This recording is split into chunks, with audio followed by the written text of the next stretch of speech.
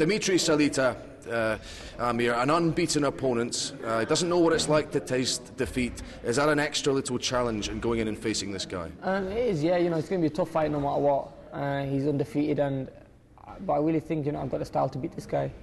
I don't think he's ever fought anyone as good as me. But still undefeated. He's got that confidence. He's not tasted that defeat before, where I've tasted defeat. So I've got no fear going into this fight. I'm walking into this fight as the world champion, which is an advantage for me. And you know what? I've got in front of my home fans, home country. So really, I can see this fight going one way, which is my way. Yeah.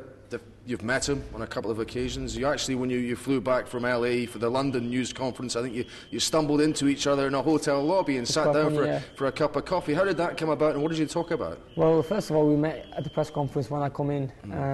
I flew in from LA, and we had a press conference, and he's very humble, very down to earth, just like myself. And then after the press conference and everything, there was no trash talking in the press conference. We're both professional fighters, and it's a mandatory fight that we have to take. The fight, after the press conference, we met in the hotel. It was quite funny. I was flying out to LA, he was flying out back to New York. So you just bumped into each other? We just bumped into each other. So, I went over, shook his hand and said, how are you? And this was like 4 a.m. in the morning or something, wasn't it? It wasn't that late. It was about 12.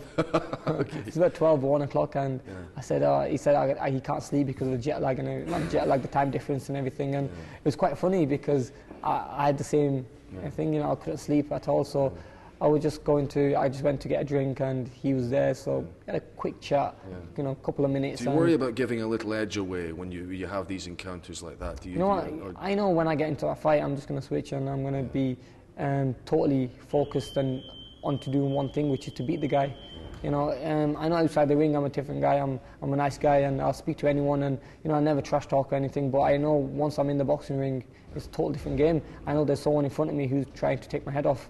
So that adrenaline when it kicks in, it's a different game. Yeah, that is kind of what he's been saying. He reckons that there's still a question mark about your punch resistance. Is that an out-of-date opinion on Amir Khan these days? It's out of date. I was a lightweight, and I've moved up from lightweight.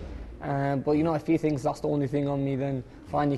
Let's see what happens on December 5th. The fight's going to be in Newcastle. It's on Sky Box Office, and it could be one of the last fights in Britain that I have. So it's going to be a big fight for the fans. But let's see what happens. And if he really thinks that that's a big problem for me, and that's a good point for him to have on his side, I think he's wrong there. Watching you go through your movements with Freddie in the ring today, you were looking for the left hook a lot. Why do you see that as a particular weapon in this fight?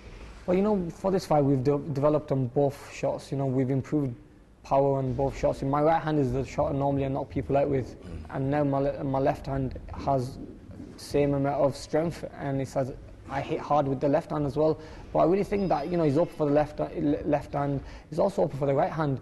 There's a few combinations that we've been working on. The game plan that we got for this fight, Freddie keeps on reminding me what to do, and when we're on the pads and everything, it's still up there now. And you know what?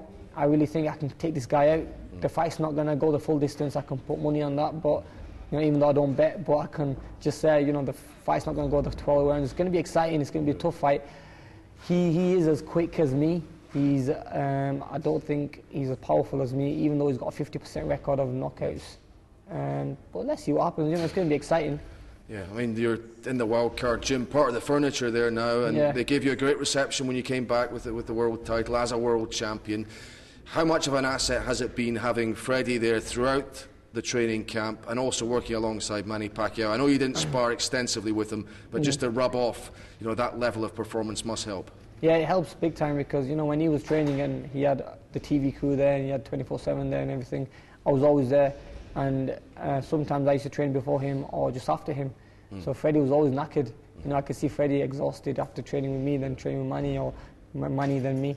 But I used to watch him train, and then sometimes used to wait and watch me train. So that helps. When you got someone like Manny watching you, it makes you train a lot harder. It just gives you that extra push.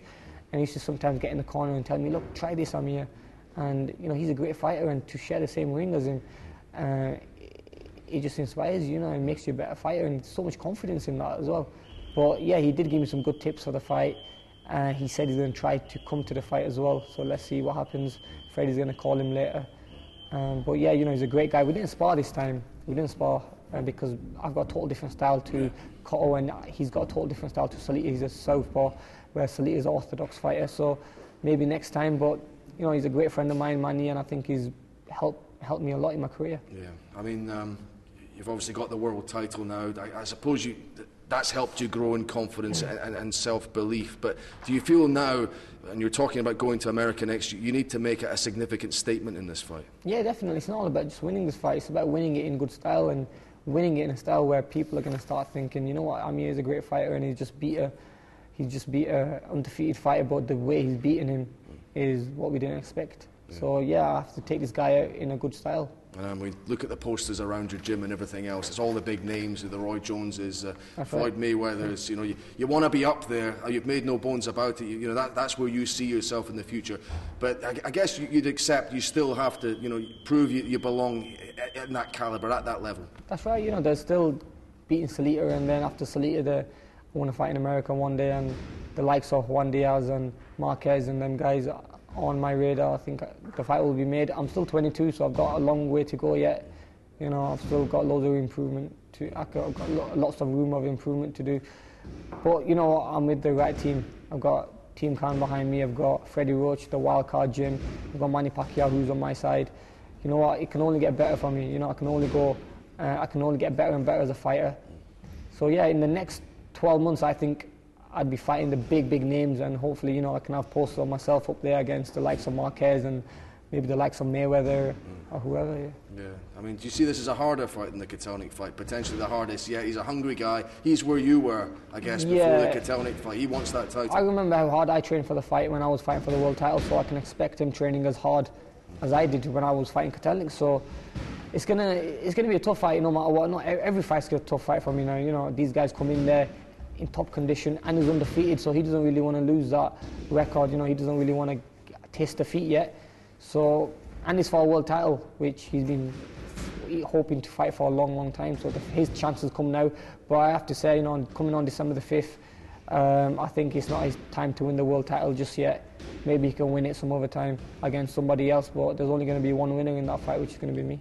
Talking about an aggressive performance you're going to give, but I suppose Bradis Prescott, who's on the card as well, is a kind of reminder you've got to keep that discipline. That's right, yeah, discipline. You know, I've got the right team behind me now. I've got Freddie in my corner who keeps on reminding me about the game plan, and we've stuck to one game plan for this fight.